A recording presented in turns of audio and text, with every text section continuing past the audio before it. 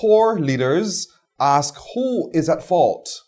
Strong leaders ask, where did the process break down? Those are the words of Michael Timms, but we'll get the words now of my girl, Joan Underwood, as we continue our delve into the manager's first aid kit. Good morning to you, Joan. And good morning to you as well, Pearson, and to everyone who's joining us. Oh, it's so wonderful to see you as always. You know, so many people are talking about you, Miss Joan, and this experience with us here on Morning Vibes. And that's a good thing because we're learning so much from your experience and the knowledge that you've given us through the book, Manager's First Aid Kit. Now, today we want to look at chapter 5, where the buck stops. And that requires all of us to be able to take accountability when the buck stops at you. Indeed, indeed. And, you know, it's human nature to defend oneself when something goes wrong. So instinctually, we may be, tempted to make excuses. But as managers, as leaders, what we need to do is to step up to the plate. And instead of showing up as being a victim of the circumstances, to show up as someone who has authority, who has power, and who's committed to making things right. Well, you've just stepped right onto the accountability ladder. And I'm glad you brought us to that point, indeed, stepping all the way through. And in the book, you've shown us the design of the accountability ladder. You've shown just exactly with that underneath the dark line where the victims fall, and above the dark line where people with responsibility are powerful. And so walk us through these steps on the ladder for us so we can better understand it. And for those who are reading along with me, this is on page 35. We're looking at chapter 5. How do we read this ladder and how do we understand where we need to put our feet as we work towards becoming better managers? Okay. So at the bottom of the ladder, well, first up, accountability comes into play when something goes wrong for the most part. Okay, you were expecting a certain outcome, a certain level of performance. It did not materialize. So what happens then? So again, it's when the buck lands on your desk. And at the very first rung on the ladder, you have unaware. So you're oblivious to what has happened. So someone asks you, why didn't so-and-so happen, or what went wrong here? And your response is, I don't know. I don't know, yeah. So that's the first rung. The second rung up is you can be aware, but your reaction is to blame somebody else. So what went wrong here? Man, it's those people they gave me to work with. They never do what they're supposed to. And so you start pointing fingers. You look for somebody to throw under the bus. So blaming is the second rung on the accountability ladder. The next one up is to make excuses.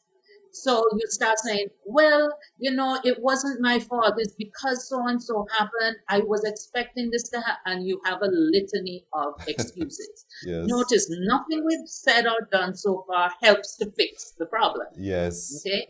That's why we're at the bottom of the ladder. The next level up on the accountability ladder, but still in the victim segment, is wait and hope. Now, the thing is, it's a good, faithful principle that we have hope. But it is not a strategy for business that, your go-to strategy is to wait and hope that it will get better.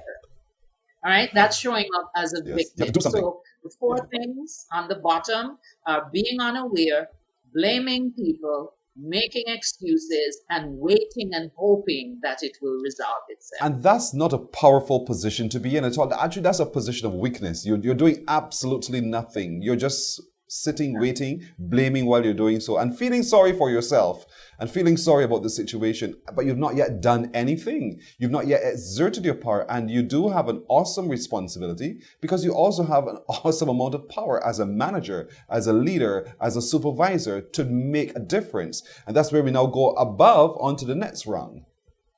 Exactly. So in the next level up, we are now in the position of showing up as being responsible and being powerful. So the first thing that we do is acknowledge the reality of what has happened or failed to happen, because sometimes there are errors of omission. So we acknowledge the reality, but we don't stop there. We then take ownership of it. And frankly, I don't know if you were the one who was responsible, who did or didn't do it. If you're the manager, You are responsible for your department and for everything that happens in the department. So you need to own it. All right. The next level up is to find a solution. So you switch from problem identification to problem solving mode. And then the final rung on the ladder, the accountability ladder, is to fix it. Because you can't change the past, but you certainly can take steps going forward to try and turn things around, or to put systems, processes and systems in place to ensure that the same problem does not recur.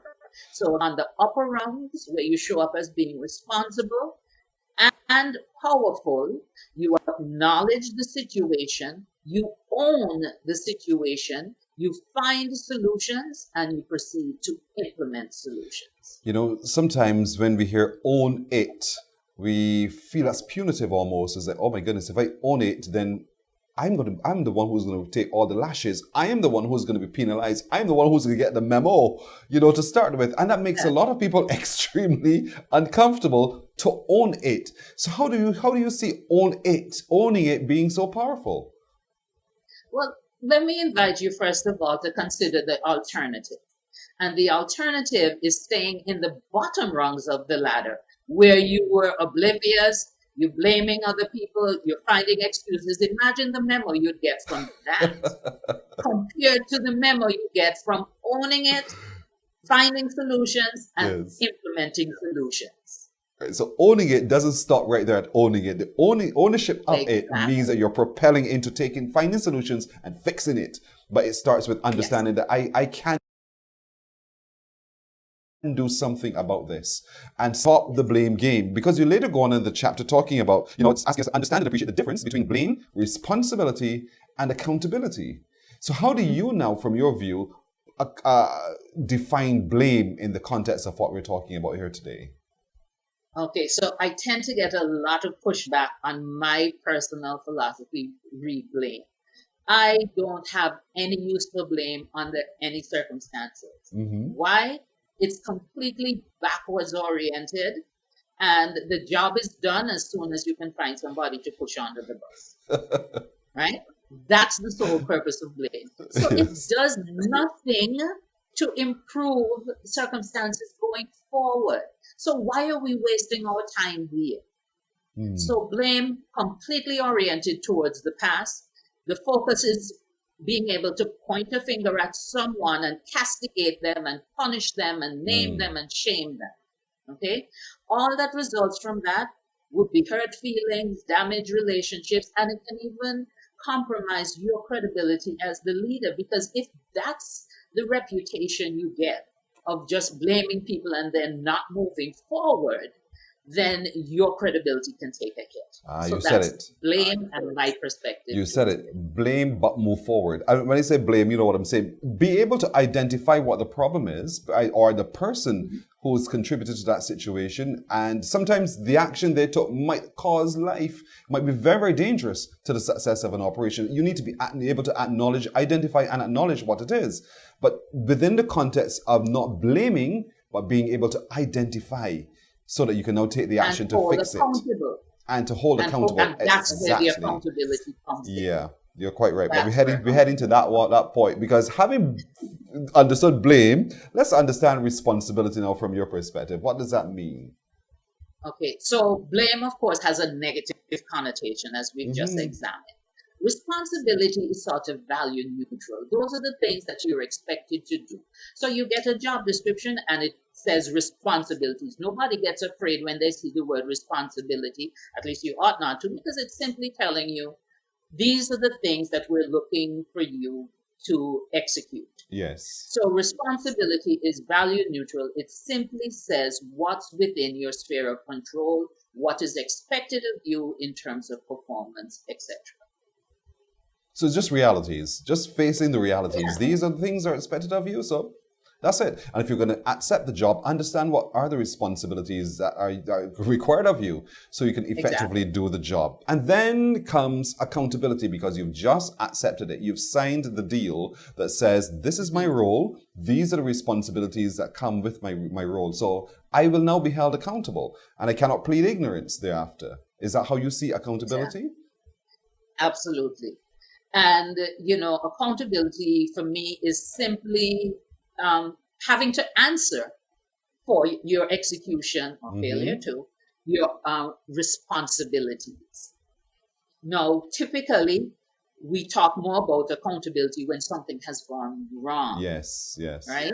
Because then a correction needs to be made because we're not doing the blame thing. We're not just focusing on the past. We're oriented towards solutions. So when something goes wrong, it can go wrong either because of something that you or a member of your team did, or it can be despite your best efforts because stuff happens. We're not in complete control of either our internal or external environment, right? So, for example, prior to the declaration of the pandemic, there were some strategic plans in government offices and in private businesses that people were responsible for executing. A pandemic was declared, we went on lockdown. They could no longer execute those wonderful strategic plans. Now, can't blame them, right? And as we look to hold them accountable, we have to realize that there were things that were outside of their control. Right. So what do? We're on the upper rungs of the ladder. We acknowledge the reality. We own the fact that, okay, we have to move away from this plan now because of changes in the external environment. What are the solutions we can implement? Let's go. And we fix it. It. So we ask ourselves a few questions. It's an emotional journey as we go, but we talked about emotional intelligence before. So all along, how do we manage self? How do we manage those emotions? How do we better understand how to respond when situations occur? And that's what we're talking about here. When the buck stops by you, there are things that you can do so that you don't find yourself as a victim, but you find yourself as one who's responsible and powerful to make a decision and make a change. So what went wrong? Why did it happen? What measures now should be put in place to eliminate it possibly happening again? And that's what we're talking about in this chapter, folks. Joan, I gotta leave it right here. I'm so sorry. Time is up against us as always. But you can get a copy of this book, The Manager's First Aid Kit, from Day's Bookstore. It's available in town. You can go to utdsinc.com. That's the website, utdsinc.com. It's available also on Amazon for anywhere else across the world. You can get a copy of this great Manager's First Aid Kit, or you can contact Joan herself. Joan Underwood is her name. She's here in Barbados, and get a copy of this book as well, and have it as your companion as you go, because I'm learning a lot. You can learn a lot too, like me. Thank you, Joan, as always. Look forward to seeing you next week, Wednesday. Bye.